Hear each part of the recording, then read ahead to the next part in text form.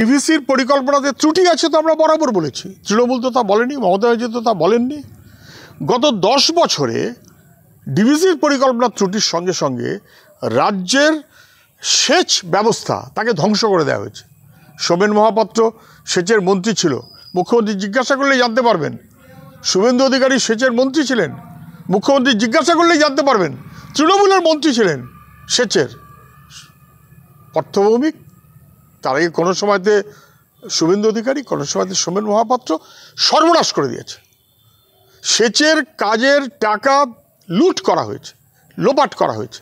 ফলে ডিভিসির অথবা কেন্দ্রীয় পরিকল্পনার যেমন ত্রুটি, তেমন রাজ্যের ত্রুটির জন্য মানুষের দুর্ভোগটা অনেক বেশি বাড়ছে। কিন্তু আমার প্রশ্ন সহজ, এতদিন মুখ্যমন্ত্রী কিছু একটা হলেই বলতেন রাইটার্সের দিকে তাকিয়ে, জ্যোতি বসু বা বুদ্ধদেব ভট্টাচার্যের দিকে তাকিয়ে বলতেন ম্যানমেড বন্যা। নবান্নের দিকে তাকালে তোমরা বলতে হবে ওমেন মেড বন্যা। এখন বলতে পারছেন না কেন? তখন ছিল রাজ্যের দোষ, আর এখন সব দোষটা রাজ্যের না, কেন্দ্রের। মুখ্যমন্ত্রী যে দ্বিচারিতায় ভোগেন বোঝা যাচ্ছে।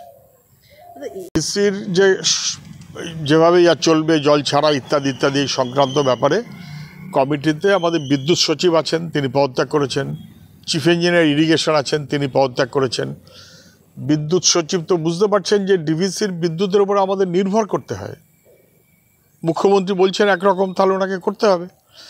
আবার চিফ ইঞ্জিনিয়ার তিনি তো জানেন যে ওই এন্টায়ার বেসিনে খালগুলোকে তার বহমানতা রাখার জন্য যে প্রত্যেক বছর যে কাজ করতে হয় মেনটেনেন্সের, সেই কাজ তো রাজ্য সরকার করেনি। তারপরেও চিফ ইঞ্জিনিয়ারকে সরে আসতে হচ্ছে, কেননা মুখ্যমন্ত্রী বলেছেন আমি ডিভিসির সঙ্গে সম্পর্ক রাখবো না। উনি পারবেন কিনা আমি জানি না, পারলে করুন।